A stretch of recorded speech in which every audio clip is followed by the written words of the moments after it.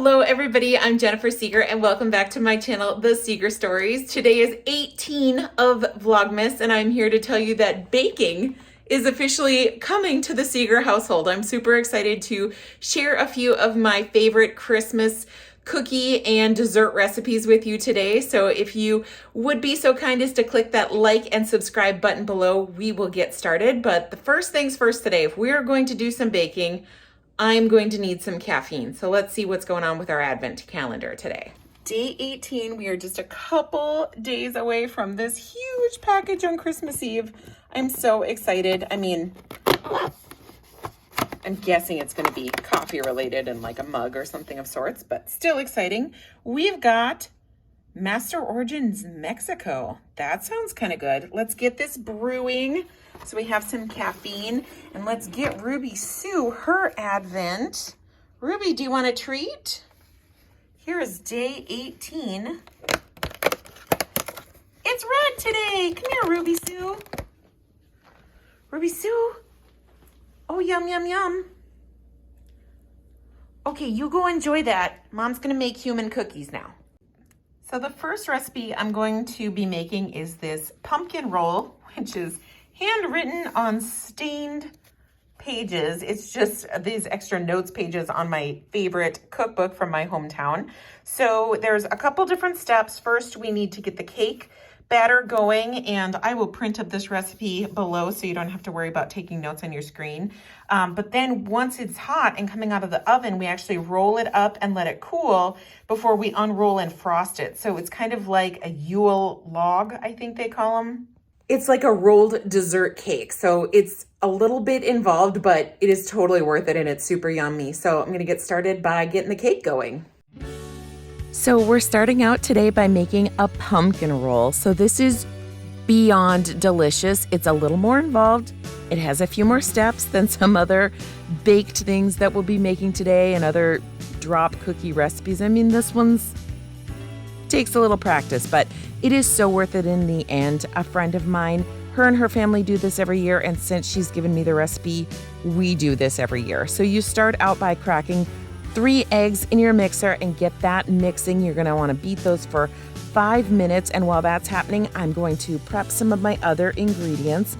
I'm only going to be making 1 pumpkin roll today because I have an idea to use the rest of the pumpkin, but you buy pumpkin puree in a can, typically you only need 2/3 of a cup, and you can get about 3 pumpkin rolls off 1 can of pumpkin. So more common to make them in just more than 1 at a time, but I'm just going to be doing 1 today, and I'm measuring out. I couldn't find a 2/3 cup measurer, so we're gonna do 1 of those at a time.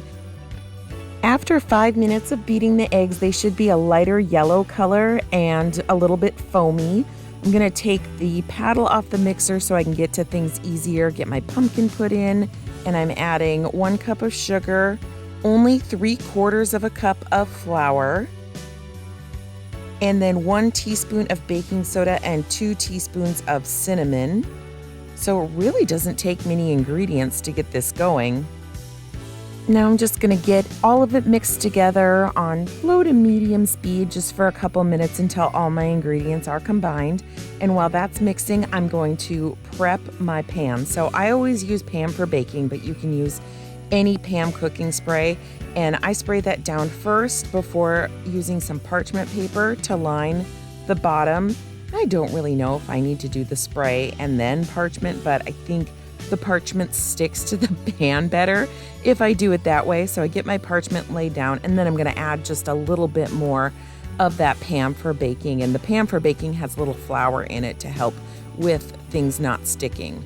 So my batter is prepped. I'm just scraping down the sides a little bit and going to give it 1 more quick mix so I can get that poured into my pan. So pouring it into the pan is a little tricky because, as you can see here, there is not a lot of batter. Typically we're used to, throwing it all in and it fills up the pan. This one is a little tricky because we want the cake to be so thin. We're going to be rolling it up. We can't have a thick cake. So you're gonna wanna take a little bit of time to get that spread out. I use a rubber spatula to get started and spread it all to the edges Sometimes your parchment paper wants to come up in it a little bit, but just work with it and get it as even as you can with the spatula.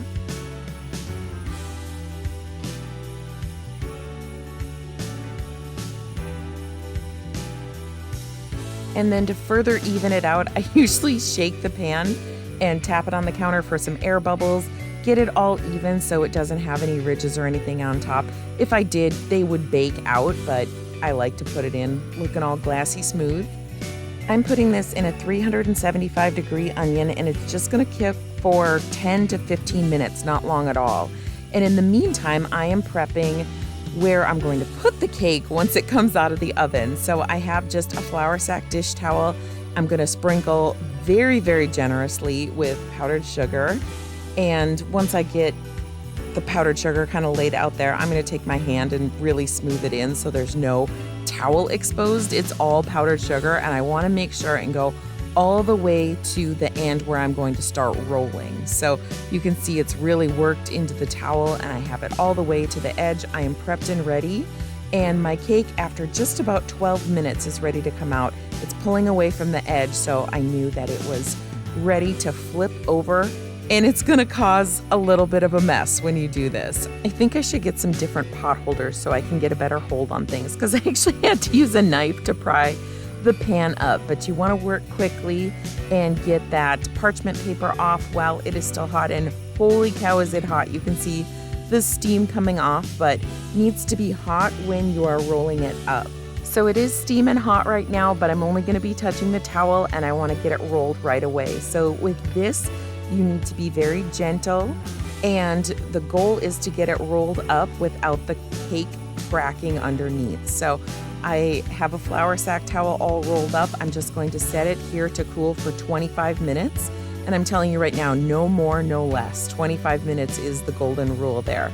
And while that's cooling, I'm getting my frosting ready for the middle. I've got a softened brick of cream cheese, half a stick of butter, and then I'm just adding a teaspoon of vanilla. And I need to add 1 cup of powdered sugar, but I'll be honest, I'll be lazy because I had the third of a cup out in the powdered sugar already. So I'm just adding 3 of those. And you can see I'm not precisely measuring at all. Whenever I'm making this type of frosting, I feel like you can always taste test and thin it out and get to the right consistency. So I just I dump in, and I tell you, it always works out in the end. I mean, we have delicious ingredients. We can't really screw this up at this point. But I'm beating that on high. I want to make sure and get the cream cheese, all the lumps of the cream cheese out. And the key to that is having soft cream cheese and then beating for a long time. Now is the fun part. I am ready to unroll and frost my pumpkin roll. So you're gonna find that the powdered sugar has mixed with the steam from the cake, and it's created quite a sticky mess on the towel. The towel's clean, I promise, but very gently you'll want to unroll. And I do have a few cracks in here, but overall I think it's pretty good. And now our next step is to get it frosted. So we're just dumping out all the frosting and spreading that out. We want to get it definitely in the start of the roll, but we don't want to get it all the way to the very edge, because as we roll forward, that frosting is going to come forward with us. So again, same thing now with the frosting in. We're just going to gently roll it up. And again, the pumpkin roll is going to stick to the towel. Even though we put a lot of powdered sugar on, it still sticks a little bit, so we need to go slow and get this all wrapped up.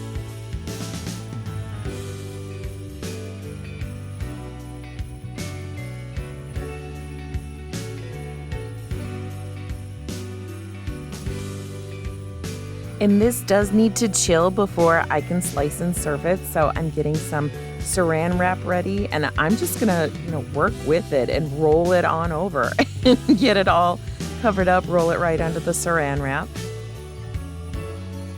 And then I also want to grab a second piece of saran wrap to roll over the edges so nothing's exposed to dry out in the fridge, and we'll get that chilling before we slice it. I chilled it for about 3 hours, and you can see the slices are just so perfect. I'm telling you, these maybe are a little more effort, but they are so worth it. They are fun, festive, and beyond delicious. All right, it is time to move on to rolled out sugar cookies. And I'll put the recipe to the pumpkin roll and sugar cookies, everything I make today, I'll put that for you below. These are the cookies that I mentioned if you were watching my Christmas traditions video. I make them every year. You start out with your dry ingredients, and I would highly recommend a shield from KitchenAid, because if you are just mixing the dry ingredients and you're cutting in the butter like pastry, and you can have a floury mess. If you turn on that mixture, your flour will spray anywhere. But once you get the butter, or the shortening, I should say, worked in, then you have this fine crumbly texture, and it's time to add the rest of your wet ingredient.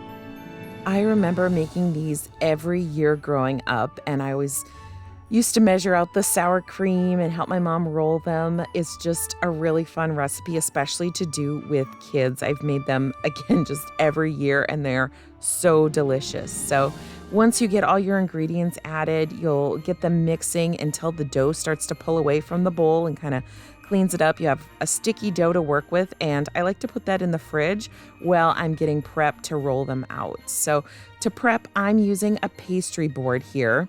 You can just roll out on the counter, nothing wrong with that. You're gonna just wanna generally flour any surface that you're working on, because you need a lot of flour for these.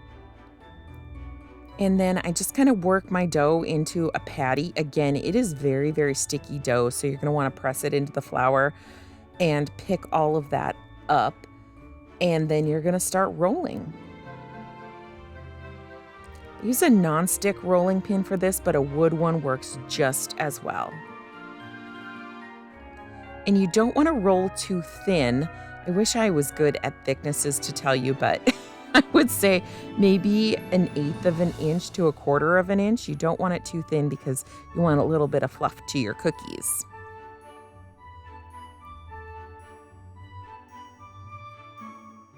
So once that is all rolled out, I just start cutting. You can use any type of cookie cutters that you want. I have a grease cookie sheet here that I am adding them to as I get them cut. I really like some of these old-fashioned ones that have the handle on the top. But really, anything at all works for these, and I'm just adding them to the pan. You can get them really close together. And then you need to work in the shapes and use as much of your dough as you can, but you can re-roll the dough 2 to 3 times and even add it with new dough. And once I have them all on the pan, I am ready to add some sanding sugar. So red and green, of course, for Christmas. These are Wilton brand. I got them at Walmart. Just a simple sanding sugar, and get the cookies all covered and ready to go in the oven. And you are going to get sanding sugar all over the pan as well, which is just fine. It comes off. It does not ruin your pans, I promise. I usually have a couple pans going where I get one in the oven and then am mixing up or rolling out the other ones and getting them sanded and ready to go in. So can kind of work and rotate between 2 or 3 different pans throughout the day, because this is a bigger recipe. So you will be rolling and switching out pans a lot. These bake at 400 for about 5 minutes. I mean, 5-6 minutes. They are really quick to bake. So you want to watch them closely so you don't overbake and they burn. And like I said, while they're cooking, you can just be rolling and cutting and getting everything in the pan. And like I said, this does make a lot of cookies. Of course, it depends on the number by the shapes that you cut out and the sizes, but I would say I would be rolling maybe 5, 6, 7 times out the dough. Depending, again, on the cookie cutter you use, you might get a lot of cookies. Of course, I have to hide an astronaut. I have to put one in the bunch. This is a family tradition. And if you do have a detailed cookie cutter like this, make sure you're dipping it in flour so you can get all that detail. Once your cookies are out of the oven, you want to transfer them pretty quickly onto cooling racks. And oh my gosh, these are just so incredibly delicious. I think sugar cookies can be a little crispy, but because you put the sour cream, these are just, oh my gosh, look at that. It looks so good. And a word of advice on cleanup, get a big scraper and just dump it all in the trash. Another recipe that we love at Christmas time is caramel puffcorn, and not popcorn, Puffcorn specifically. I like to get these foil roaster pans. I can pick them up at the dollar store. So it's quick and easy cleanup for the most part. We're just going to start out by dumping our puffcorn, and I have 2 bags of it here that is going to more than fill this roaster. And this one is really simple because we're doing most of the work on the stovetop here. We are adding just 1 cup of butter and then 2 cups of brown sugar with half a teaspoon of salt and half a cup of white Caro syrup, and just getting that all mixed together and melted down. The recipe says to stir constantly until it comes to a boil, and I always find this a little tricky because I think it's hard to come to a boil, or I should say it's hard to see when it comes to a boil when you are stirring it constantly. So I just kind of wait until I see a little bubble or something come up, moving not by the spoon, and then you turn your heat down to medium and just let that set unattended for 5 minutes without stirring.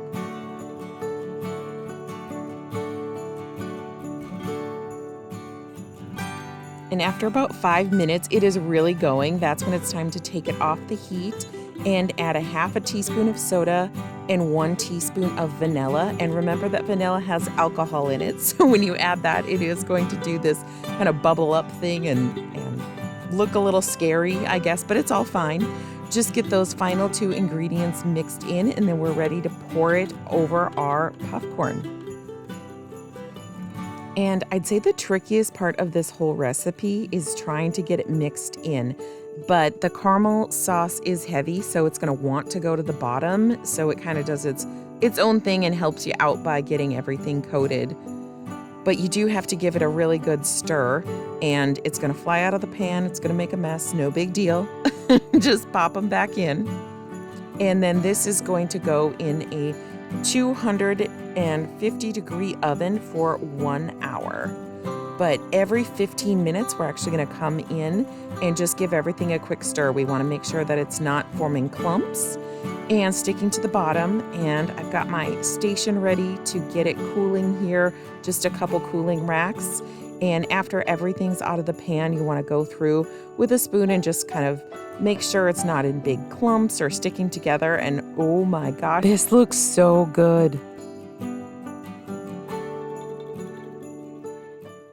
Thank you so much for joining me for Christmas baking. I hope you had fun. I hope you got some good ideas for your Christmas baking. I would love to hear in the comments below, what is your one thing you need to make each year or your go-to treat? Let me know. And thank you again for watching. Don't forget to click like and subscribe below. And I will see you tomorrow, everybody.